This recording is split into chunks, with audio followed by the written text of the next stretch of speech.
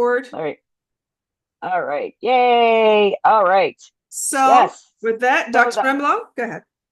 the article is Q methodology and its position in the mixed methods continuum. And I wrote this as kind of a follow-up to the book chapter I wrote with Isidore Newman, who was my good advisor guy, not to be confused with my bad advisor guy. Never have co-chairs of your dissertation, ever, ever, ever, ever.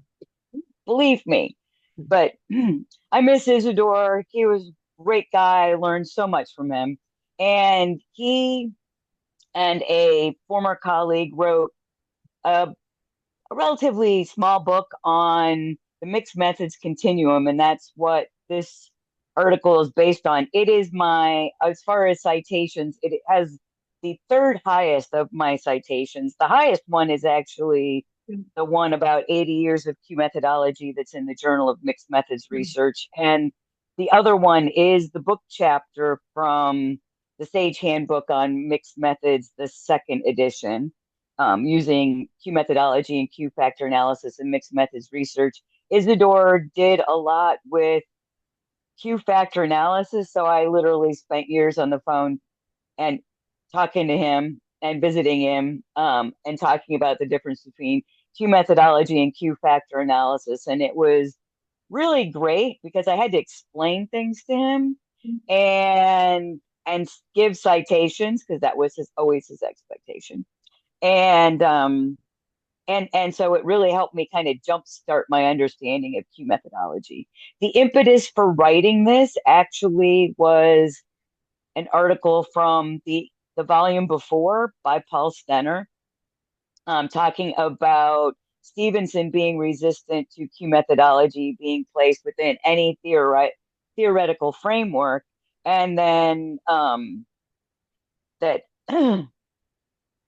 that the community, especially Steve Brown and others, hold steady to the position that Q stands outside any other existing theoretical framework. And thus, right, Isidore, my focus was to demonstrate how Q fits into the contemporary research practice of mixed methods research, which really only started in the early to mid 80s. Mhm. I know that talking to Steve Brown, that his stand is, well, in Stevenson's time, especially in say the 30s, nobody differentiated quantitative and qualitative research. It was really this push inside psychology to be Yeah. positivistic, meaning to frame psychology based on the physical sciences, especially physics, or as I like to say, they had physics envy. And so we wrote about qualitative and quantitative research. And one of the things, this is where I want to start off, and then I'll pose questions and then hopefully come back to my notes. But when we wrote about constructivism, we wrote about it in really, well, one way. My conceptualization of constructivism comes from science education research and the learning of concepts, but also from a mixed method standpoint. Constructivism is usually associated with qualitative research, and that it's a misunderstanding that qualitative is words and quantitative is numbers, because that's really a very simplistic positionality, on those two types of research. Um, in the British dialect, which I was unfamiliar with at the time in 2011 when this was written, right? When they say, like, the Stanton Rogers and Stenner and Watts, when they say constructivism, they're talking about cultural products. So they're talking about factors not being viewpoints, but being cultural products, right? And they actually, I believe it's in the British dialect paper, talk about how they reject the idea that Q helps us differentiate viewpoints, and they talk instead about cultural products, right? So I want to start off by kind of posing that question to all of you. When when you think of what Q does, do you see it tied exclusively to culture? Do you see culture intermixed with viewpoints? Do you see viewpoints as purely subjectivity kind of removed from culture? What what do you perceive Q does as far as right coming up with factors, etc.? Rita. Well, thanks, Sue, for this interesting question. And I want to share my thoughts with you on this aspect because it happened that we discussed this issue in the domain of behavior analysis. Uh, just to quickly put everyone on the same page, behavior analysis mostly is famous for basically two things: studying rats, which Right. is not, and Mhm. autism, which is also not. But I'm not going to do big conversation on that. But surely behavior analysis as a legacy from Skinner decide, and this is how I was trained, by the way, in Italy, decide to apply the principle of the principle of behaviors as discovered in the basic research by Skinner using rats. But he was studying behaviors, not wasn't studying rats or pigeons or whatever. Was studying the interaction of the organism with the environment.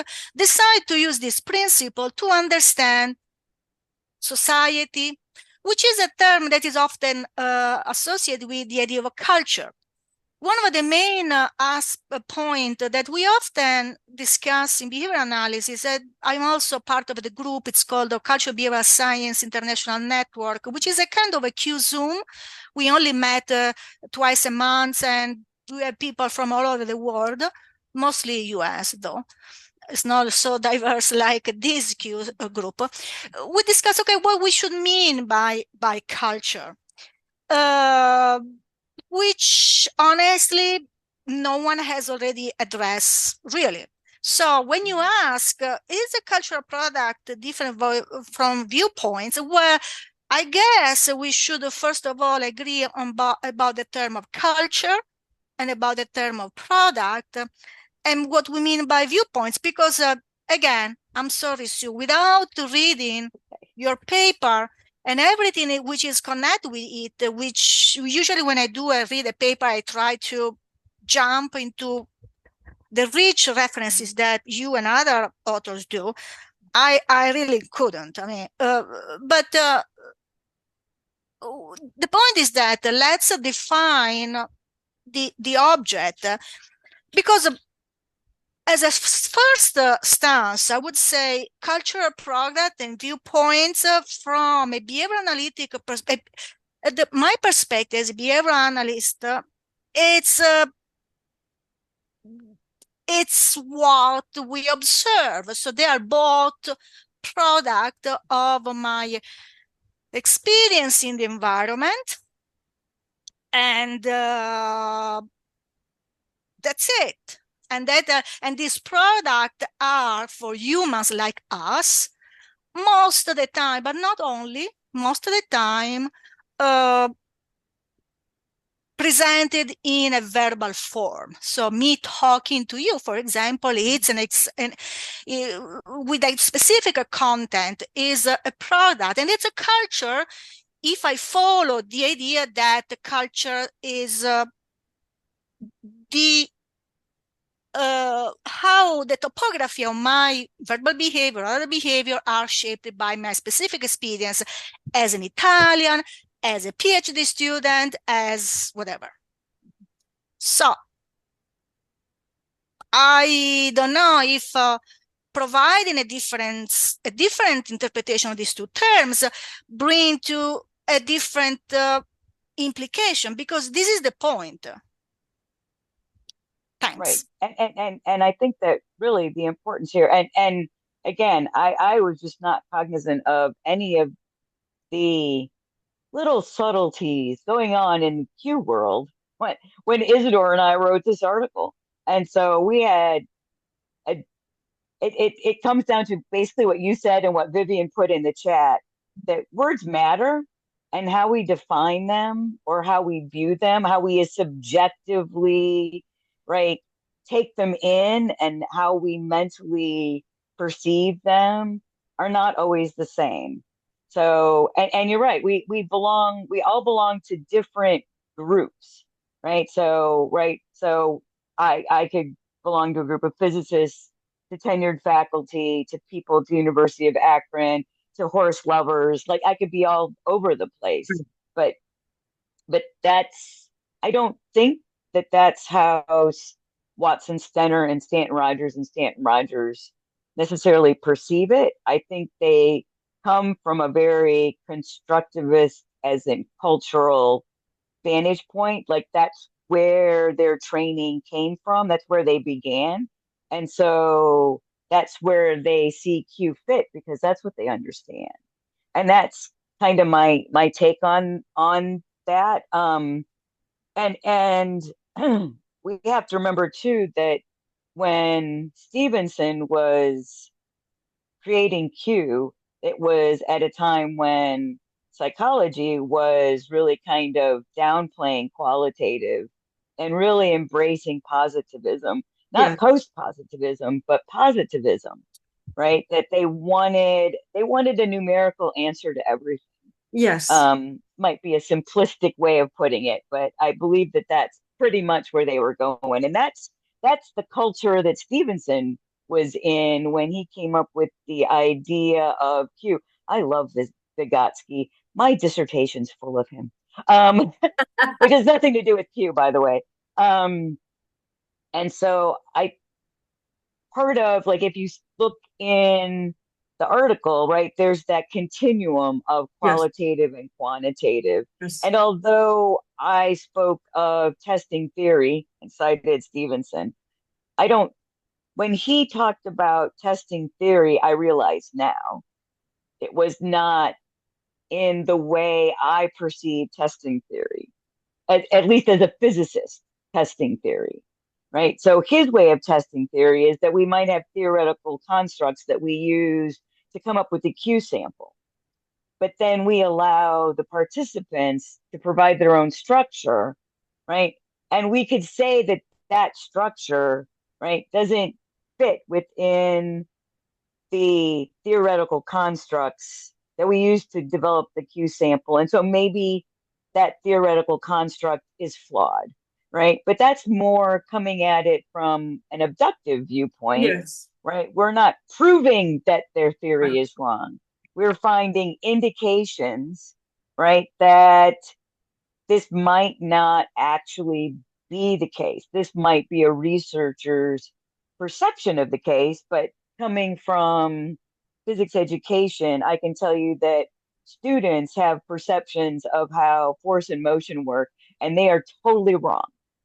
But they'll stick by them because they believe them, Yes. right? Even when confronted with evidence that that's not how it actually works. Because they can only, it's part of their worldview that they understand it, and therefore I must be wrong, even though I have degrees. That's okay. I've actually had students tell me I'm wrong. It's fun. I love teaching general education. Please, God, don't make me ever teach physics, intro to physics again.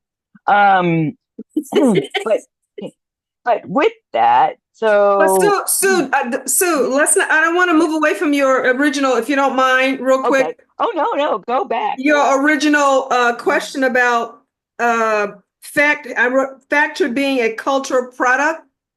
Mm-hmm. That's why I wrote in the chat what culture is. And I can understand what they mean by cultural, because I wrote this comment about culture, a person's system of shared beliefs and practices that define that particular group of person, which you just alluded to. So I can understand why they say that. It's still talking about perspective.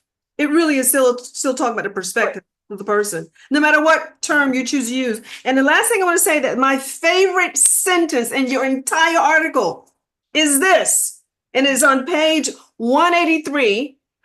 Mm-hmm. it's two sentences. It says, yet this continuum indicates that what researchers need is a way to both build theory and to both build and test theory. So mixed methods can be used to close the gap and complete the cycle of research in the social and behavior scientists. As already mentioned, Q methodology can be used to build theory, but also to test theory. That's what I'm walking away with looking at this article again. So I get that. Oh, that's awesome. Yeah. Yeah, and again, like, but when we say test theory and Q, You're it's like a traditional. lot of things. It's like how I've like way back when I had dissertation students doing Q. It's like how I used to tell them, don't use the word attitudes, because attitudes in psychology have a very Different meaning. specific Yes. meaning. Yes, it does. We, from our vantage point, like me, non-psychologist, although my father was a psychiatrist, but we look at attitude, perspective, viewpoint. These are all synonyms, but Yes, they're not in psychology. that's true. Right. Yeah. So Yeah. we always have to be careful about wording. And here I think that when those of us here in this room, when we say there's culture involved in subjectivity, we say, hell yeah, there's culture involved in subjectivity. Yeah.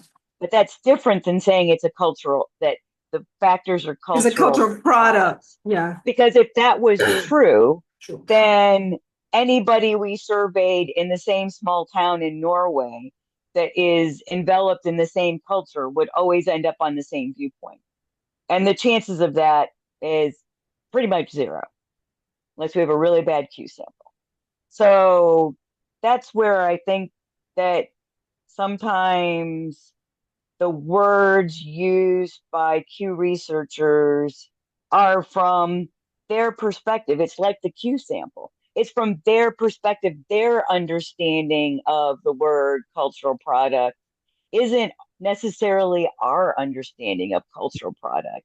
Just like in on page 178, I said that, and Isidore, the Q sort is a constructivist process because they're Yes. constructing a representation of their view. But that's not what Stanton Rogers, Stenner, and Watts mean when they say that. And I wouldn't say that today because I know how it would be a misrepresent. It would be taken wrong, right? They already have their viewpoint. All they're doing is using the Q sample to give it structure. Yes. So their subjectivity exists. They are constructing a representation, but I wouldn't call it a constructivist process because they already know deep inside what they think. That's how I could have my student David, a pseudonym, um, long ago sort my epistemology Q sample and realize as he sorted that he was playing college all wrong because he wasn't constructing meaning. He was representing his viewpoint, reflecting on it, and going, "What the hell am I doing? This isn't what it is to be a college student." And that's the part of doing the Q sort that I think gets lost a lot when we talk about sorting, when we talk about that process, because it really is so much more than answering a Likert scale survey. I just did a Likert scale survey about like technology and sustainability, and they told me it would take 5 minutes. It might have taken me 10 because I had to write stuff because they let you write stuff at the very end, thank God. But you just look at it and you go, I don't know. Does it matter if it's positive or very positive? I don't know. I'll just say it's positive. Well, that took me half a second, right? But if I'm doing a Q sort and I'm pondering where I want to put this statement about academic freedom and what it means to me and my life experiences with academic freedom and how I perceive it, that's so much more in-depth thinking. It's so self-reflective, and I think there's a self-reflective component that saying Q sort is a constructivist process just kind of throws out that whole deeper aspect of the Q sorting process and kind of oversimplifies it. And I think that happens a lot. Um, and I think that it happens a lot when we write up our Q study and reviewers read our Q study, because a lot of times they read our Q study from their research vantage point, which is non-Q. And they take our words and they see it in their way, their perception. So like I just got an article rejected. I won't go into details, but it was, I would say that the critique of the article was really the reviewer's expectation about what it should contain. Yes. And they missed the point Yes. about why I wrote it. But that's okay. I'll find another home. I've always found another home for everything I've ever written. So the most journals I've ever had to submit to, I believe, was 8, which isn't as bad as my friend Tony Anaguabuzi, because I think his was 18. Siobhan, So I will just say, Siobhan has, you get rejected. Oh my God, Steve Brown told me that he has a whole pile of things that got like revised and resubmit that he just never got back to. And I was like, oh no. I'm like, oh no, this shall live in eternity. It will be published. I just have to find a place, damn it. That's what I'm gonna do. So Siobhan has a question, oh, Sue. oh yeah, I love questions. Yeah. All right, what's your question? Thanks, Sue. Thanks a million. Look, I've been thinking about this and reading your article and thinking this is probably going to come up in my Viva in some shape or form. So going back, so I have been thinking in the last week, so going back to the surveys, be it a Likert scale or open-ended questions or whatever, and say that the person was interested in the results, all right? Mm-hmm. So when a person is answering those questions, be it a tick to say, yes, I think it's positive, or I agree, I disagree, or whatever, and then maybe the open-ended questions, it's still coming from a place of subjectivity. Would you agree? Yes.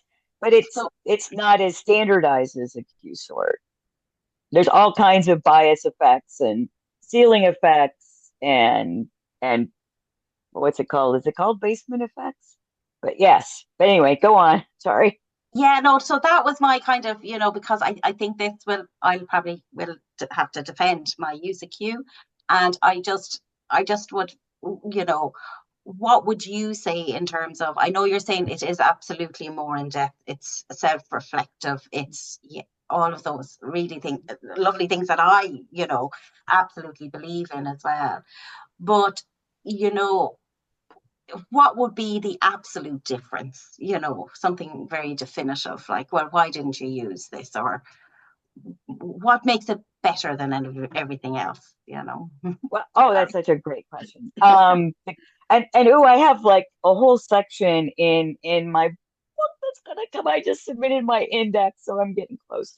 I have a whole section on that, but in a nutshell, so the Q sort is self-referential.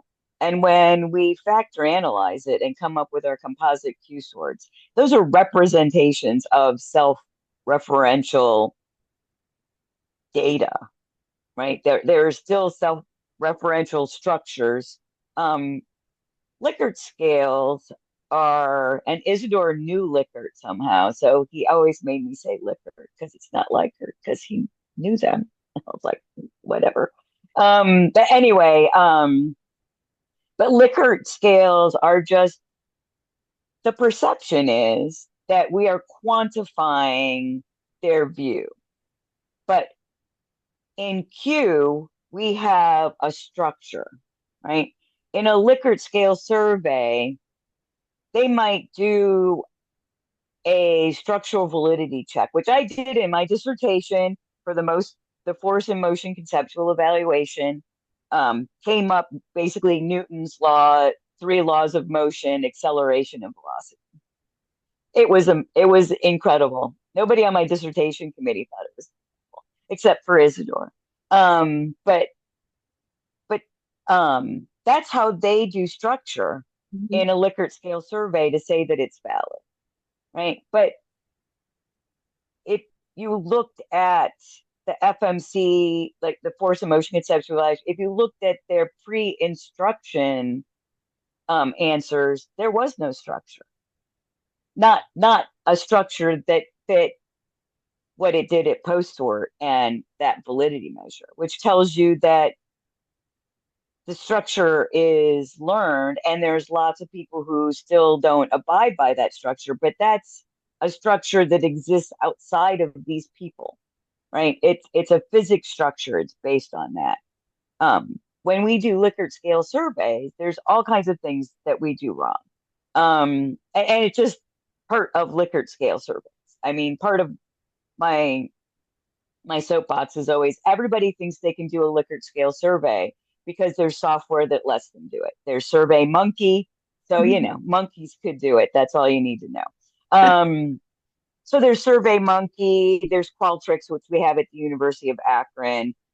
But how I ended up in Q had to do with all of my critiquing of student evaluation of teaching, which is all about Likert scales. And it's all bullshit. That's what they are. They are all crap.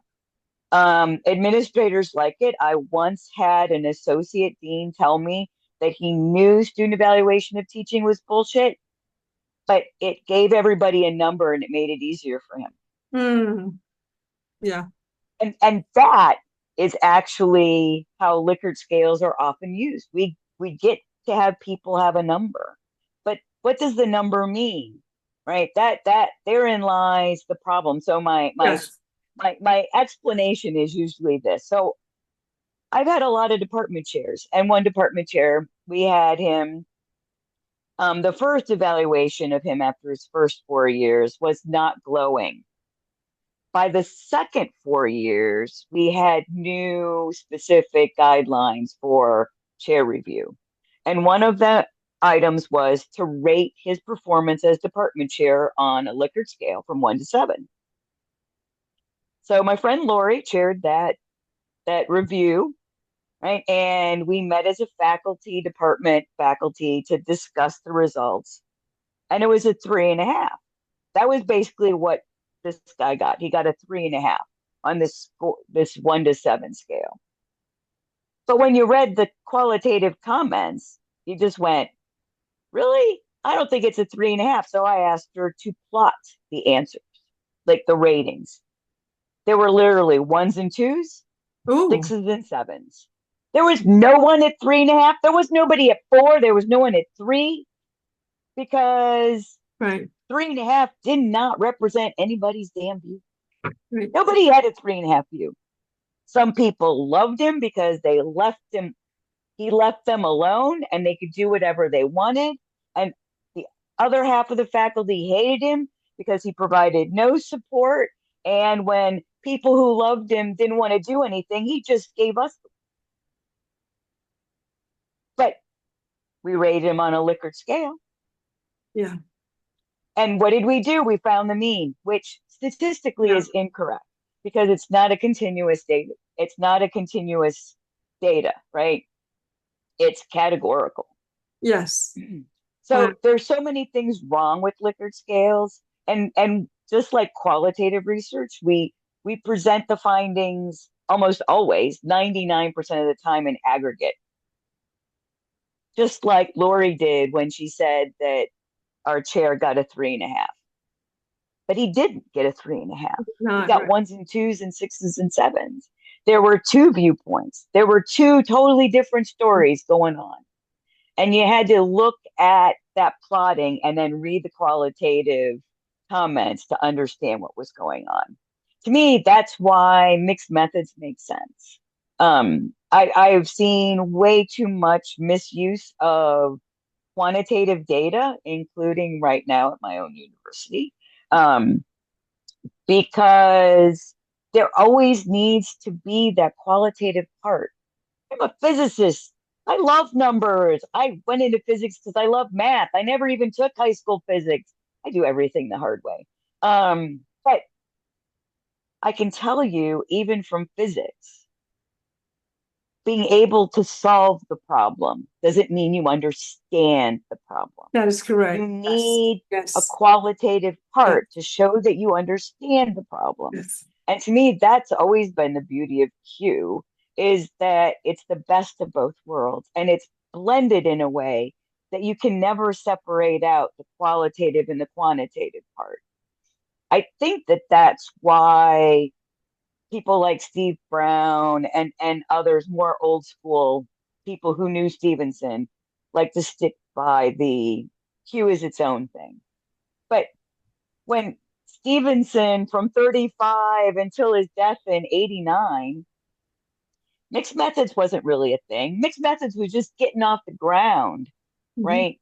In the last 4 years of his life. And I'm sure because it was not in psychology, right? And in probably not in journalism and advertising.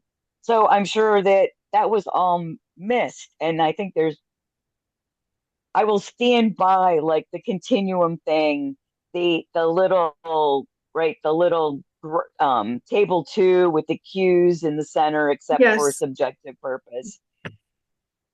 But I think that if I wrote this paper again, and I kind of it's kind of said in here, but maybe not stressed enough that the blend of qualitative and quantitative, does it make Q unique? Yes, Q is very unique. It's the only research methodology that I know of that uses self-referential data collection, right? And there's many things about it that are completely unique. But everybody agrees that it blends qualitative and quantitative. Stevenson wrote that it blends qualitative and quantitative. Mhm. And to me, saying it's a mixed method helps us explain to people outside of our house what's going on here, Yes. right? Because the quantitative people all tell us we don't have enough data, right? We don't have enough data and we didn't do our factor analysis right. And by the way, where is the expert validity, et cetera, Yes. Mm. on our concourse and QSIP? The qualitative people go, holy moly, you're using that fancy math stuff and we don't understand it. We kind of don't like it. Like, Yes. is there another way that you could analyze it? Right? And then there's always, the truly off the rails quantitative person who tells you should use cluster analysis because all they see is that we group people based on their sort and not Right. factor arrays being the most important part. It's not about the factor matrix. It's about the factor arrays. Mhm. That's what we care about. Our methodologists look at the matrix. Yes. That's what they like. The factor matrix tells the story. For us, the factor matrix only tells us who's on which factor. And then we can say, well, there's men and women on factor 1, 2, and 3. And, there's academics and non-academics and, da da da da da. And none of the demographics that we collected made any difference about what view they ended up on. And then there's always some quantitative person who says, well, why didn't you ask these other demographic questions? Right. And it's because it's not going to matter. That's why it's not going to matter. But it's so hard for those two.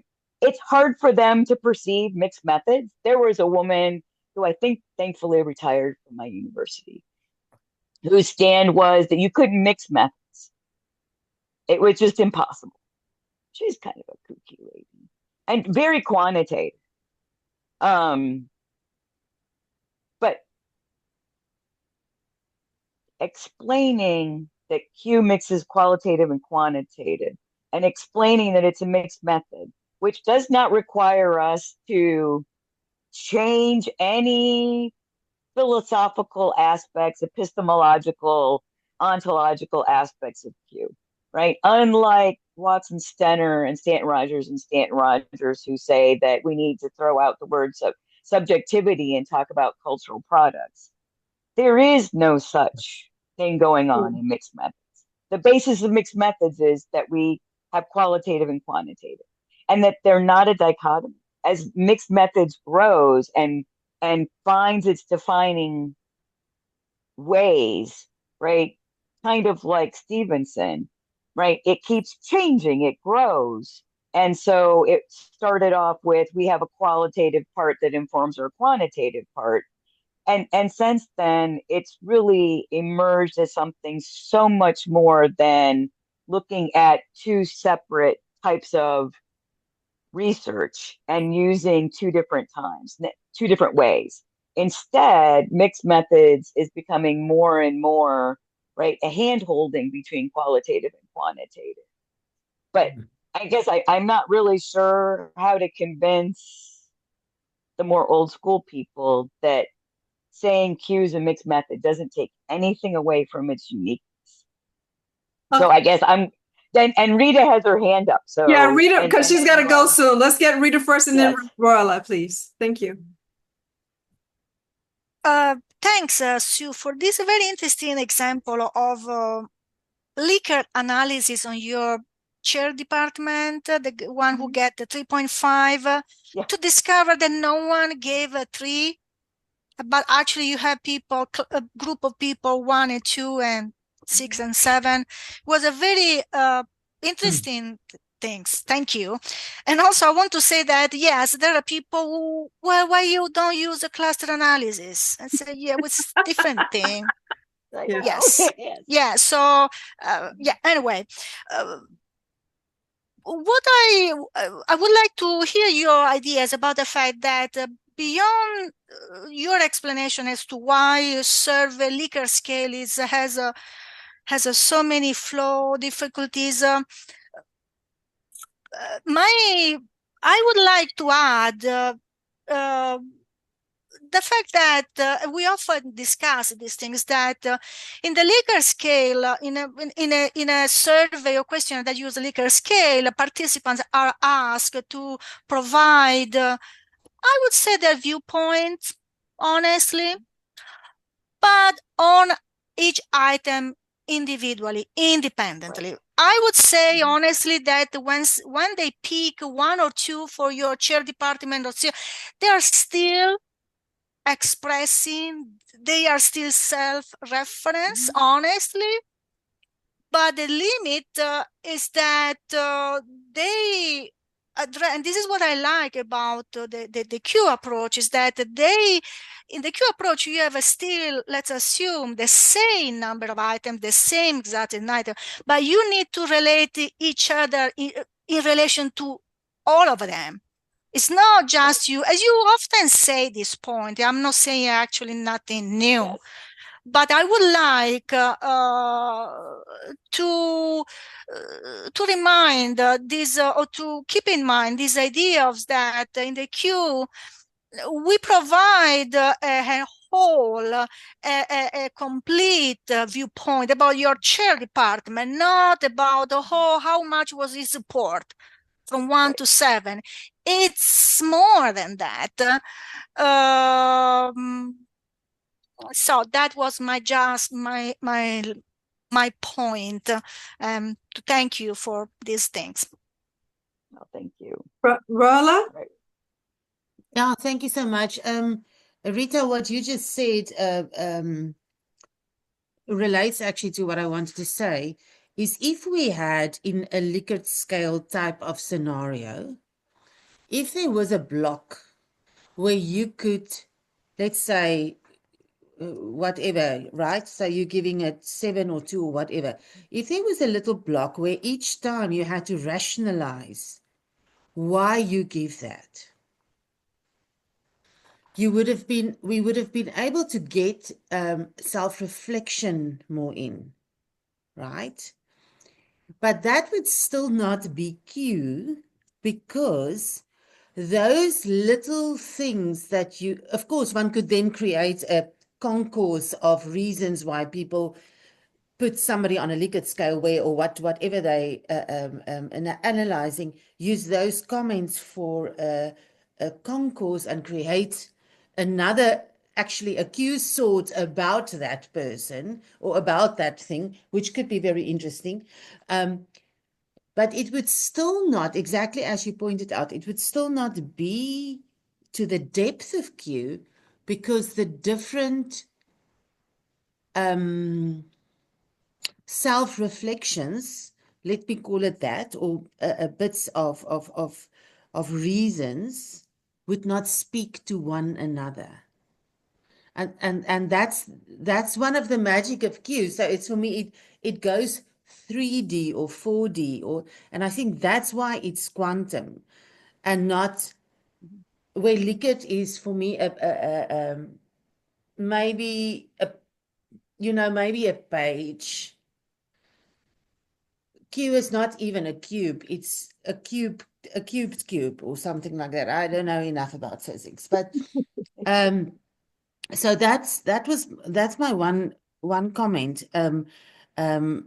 Because if you engage with people in dialogue, when they do whatever type of something like that, you could get that depth of understanding.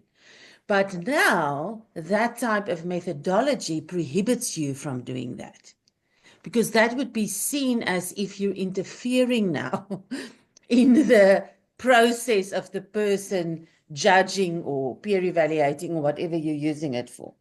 So one of the reasons, and I really think you put it, your article is wonderful, Sue. And strangely, it was one of the first Q methodology articles that I read. So it actually helped me to understand, okay, because I did a bit of research on mixed method and so on. I'm like, okay, so now I see where it is. Reading it again after the past, I think it's about 5 years ago that I read it, or 4 years ago that I read it the first time, I suddenly love it, that I understand it so much better. I'm not saying I'm all there yet, but and that is the value of then doing a Q study or two. Is that suddenly when you read an article about a Q study, you actually have that referential way just by reading the article, because you've gone through it. So for me, the difference is, and I love what Dana said Yes. when you spoke of the question of let me just go back there. You asked, what is it? I think of perspectives, viewpoints that are shaped by culture. So for me, the big difference is, if we think of viewpoints as cultural viewpoints, right? It is a stereotyping. But if we admit to whatever our perspectives are, whether individual or then in a queue where it is a factor, have been influenced by culture, we get away from stereotyping, any form of stereotyping, because it's always the individual. And that's why in my study I worked with Deleuze and Guattari, because they say we are always becoming. Our perspectives are always becoming. Yes. Our ways of being are becoming. And therefore we cannot stereotype. So it's never, and Q captures that. It's never a frozen, we can have frozen moments, but 2 years from now, I do the same, or tomorrow I do the same Q sorting, and I might change my mind. So there's that becoming aspect that is so wonderful. And that is the deepness of qualitative that is there. Yeah, and I find it pity that all people think that answers are more important than questions, because Q allows us to question and not to give the answers. And so I just want to say, I think your article is still incredibly relevant. Absolutely. And reading Yes. it today, I'm like, yes, yeah, this is what part of what got me into Q. Yes. Yeah, so thank you very much. I wanted to ask about the null hypothesis, though. But The go ahead and falsification. ask. Go ahead. You want to ask a question? Continue, because I want to make sure Dana has an opportunity. Riley, you want to ask about the null hypothesis? You can. I just want to say if we could speak about that if there's time, but I'll lower my hand now. Okay. Let's. You want to deal with that now, Sue, or you want to deal with Dana's? I want to Dana. do Dana's question. So she asked why at the top of that continuum, Why is the Q over by subjective purpose and not by objective purpose? And that's a great question. It's really because we look at subjectivity from as an objective position as possible, but the purpose is still to examine subjectivity.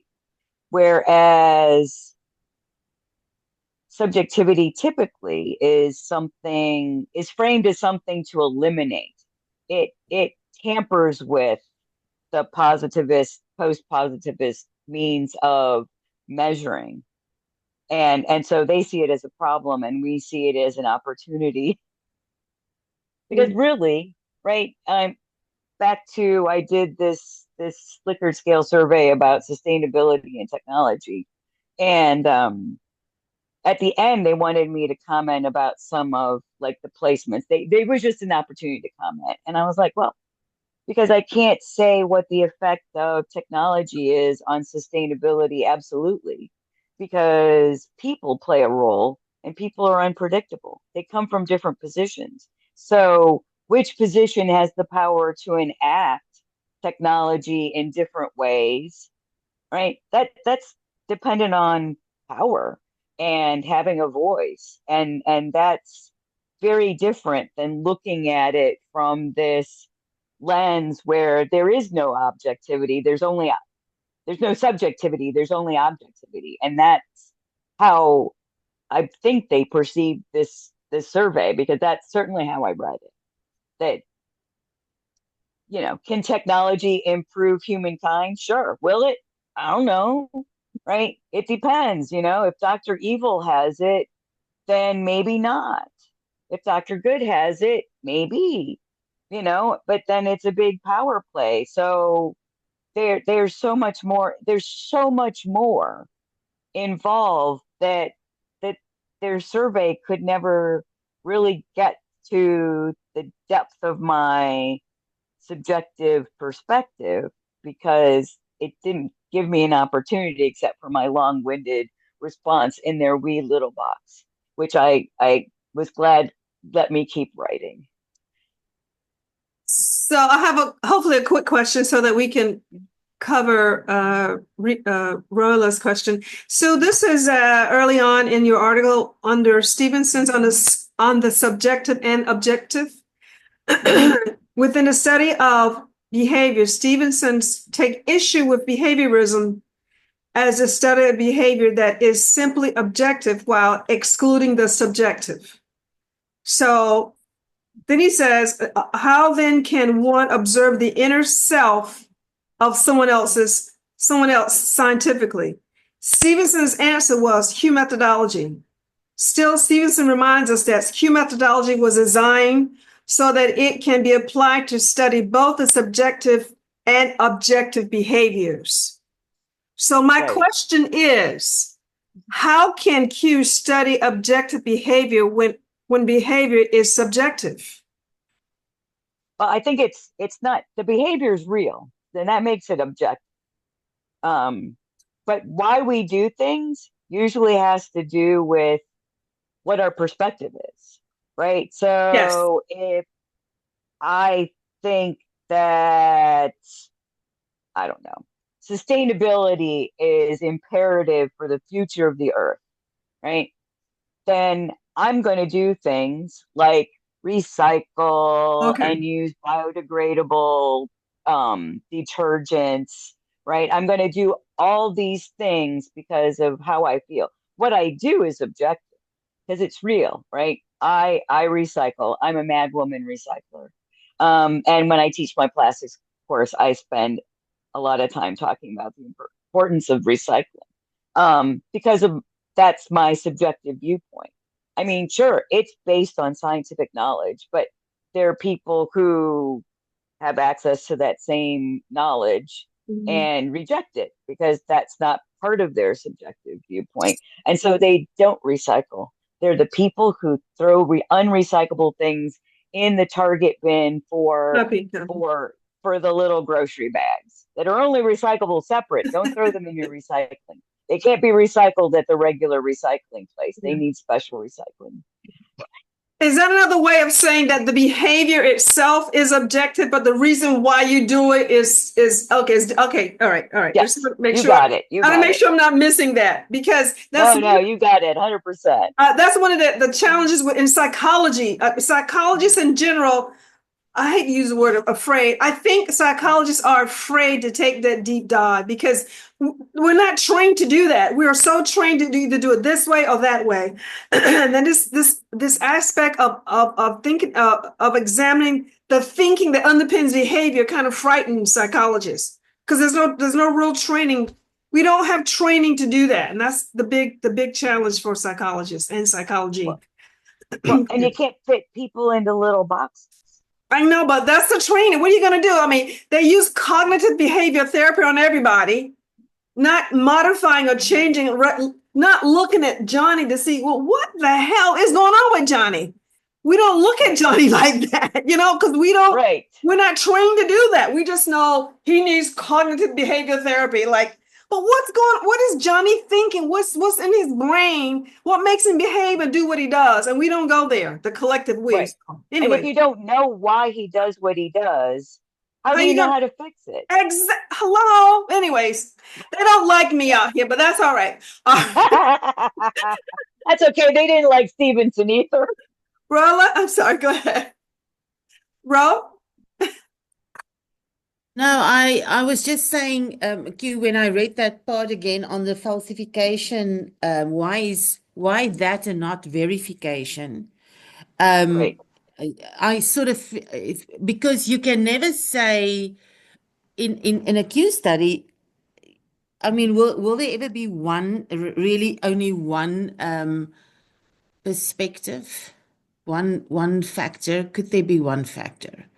Or could there be two factors? There can't be two factors if they are the same. With other words, so why I didn't understand really why that null hypothesis. But of course, I don't do it's not that I'm scared of numbers. I loved numbers and physics at school, and I love science and all of that. But I didn't understand really why it was there in the article. So could we stop on that, or am I the only one wondering about that? Yes. And I will say now that I probably wouldn't talk about falsification. Falsification is something very much from the quantitative realm, right? Yeah. And there's no way, in a lot of ways, I know Carrie and I have talked about like the null hypothesis thing and how you could have a null set Q sample. But I think that even if you just gave people numbers 1 to 20, you would end up with like people who love even numbers and people who love odd numbers. And I think in the end, people have opinions about literally everything, even if they don't know they have opinions about them. But that said, there's not a way to do falsification. So like I'm dealing with my IRB again. Oh, I love them because, I can just literally copy and paste from the last IRB, which was 6 weeks ago and got approved without any problem. Just change the purpose of the study and who I'm recruiting. And yet I will get pushback. This time they had to have the link to my Q survey, as I like to call it for the IRB people, because otherwise they have no idea what I'm talking about. Yes. But I had to include the link so she could see that I actually had a consent form and that you had to click OK basically before you could enter it. Yes. But I was going somewhere with this whole thing. Falsification. Oh no. No. In other words, I think with other words, for you were saying for every time you apply, you just change a few things. Right. Does and yet that you get mean pushback.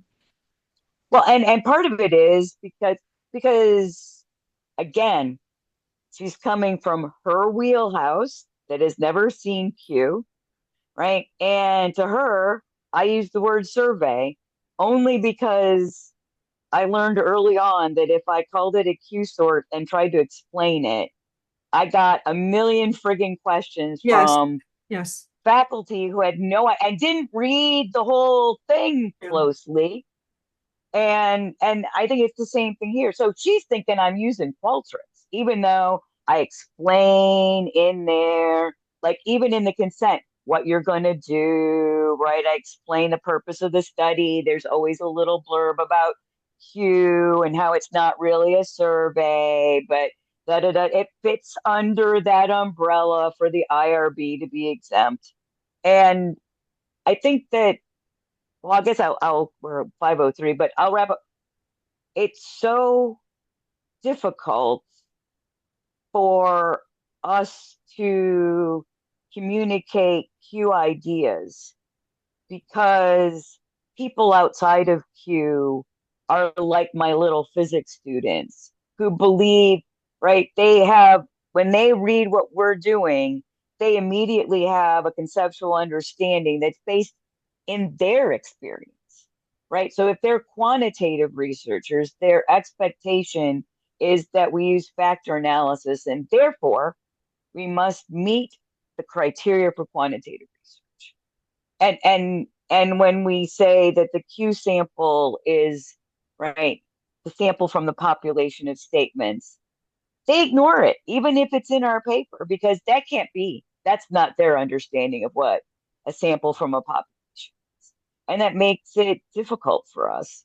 I think it's one of the reasons why I found it so much easier to publish Q articles by just saying that it's a mixed method. And my cover letters always say that this is a very unique method. And now it says, because of a recent pushback from a journal, now it says, just because a researcher has done one or two Q studies doesn't mean they actually understand the methodology. And so therefore, I am giving you these names of people who have done many Q studies who understand it. Please call on one of them because I'm trying to prevent the great pushback stuff.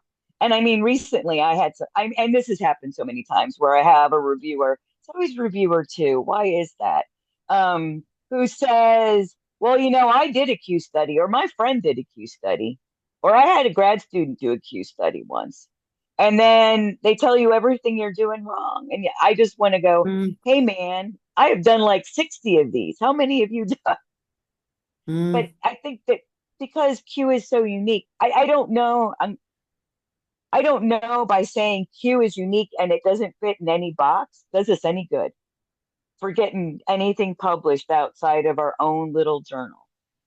And that's a problem because no, I don't say nobody reads OS, but people don't find it. Although I will tell you that I asked artificial intelligence, Chat GPT, where a good place to publish a Q article was, and its number one choice was operant subjectivity. So, but for the most part, it's relatively small. We're not indexed. People don't read it. I mean, that's one of the reasons I like the idea of having the reading circle, specifically Yes. read articles in operant subjectivity, because it helps people go there and explore what all is up there. Because there's so many great articles. There's a ton of them from Steve Brown and Stevenson. I mean, it's like free manna from heaven. I mean, what a great resource. And it's so sad that people don't use it. And instead, I read a lot of journal submissions where they read Joe Schmo. Who is this person? I don't know, but they cited them endlessly. And it's unfortunate because Joe Schmo is wrong. Yeah. Right? He took Q and then put it into his framework. Yeah. But what he did wasn't Q. And I don't know how else we battle that except to publish in OS, but also elsewhere and help people understand what Q really is, opposed to some Joe Schmo's perception of what Q is. Yeah, we're not gonna give up, Sue. It may not be in our lifetime, Okay. but it will have its presence in the universe. No, don't give up. So we're not quitters here. Oh no. Yeah, I never give up. I'm stubborn as the day is long. I with learned a lot from my little Italian grandma. that, we do have to go. A reminder: we'll have this downloaded and sent out so everybody can have access to it. So with that, thank you all so much, Sue. Thank you so Oh, much for thank you. revisiting this Thank you wonderful so article. much. Vivian, Have a great rest of the week, everybody. can I All ask right. Vivian, Thanks for are we stopping for Christmas? improving my Wait, I'm thanks sorry. for improving my crappy day. No worries, no worries. I'm gonna stay All on, right. And but those yes, who have to go. Merry Christmas. Merry Christmas, Yes. everybody. Thank you. All right. Siobhan, I'm staying on. See you next time. Okay. Thank you very much. Siobhan, what was the Thank you so question? Just, are you stopping for Christmas or what is Nah, we don't stop for Christmas. Is it Christmas Day? Wait. It's say Wednesday week, so next Monday. We're still on. Okay. If only if it's New Year's Day, I think. Okay. Only if it's on the holiday do we stop. Hey, this is my life. So Yeah. Well, look, I don't know what I make it. I'm trying to get worked. I've like well, do your lots thing. of If you stuff don't to- have, listen, we're here for you. We're here for you whenever you want to be here. Definitely in January I'll be back with No worries. Enjoy your holiday, okay? And thank you so much. and happy Christmas to you both. Thank you as well. Fab. Thank you. Take Bye, care. everybody. Bye, Siobhan. Bye. Bye, Viv. Ro, I'm gonna send this link to Tumiku. Miku, and I'll copy you Thank you. too so that she can Yes. upload it. Okay. Thank you so much. Have a Woo. fantastic time. Thank you, honey. All right, bye Is your grandson okay? I wanted to ask bye. earlier. His mother is here. Oh, okay. No, Fantastic. he's not. He's a little. He has a fever. He doesn't feel well. That's why he's screaming. So Ugh, he's waiting for me to come and soothe him. So I'll go, do. Grandma. Yeah, Grandma. That's what I do. Hello. Take care, sweetie. Take care. All right. Bye Bye-bye. bye. All right. I want to say the chat. Go up to. Let me see. Let me just stop the recording.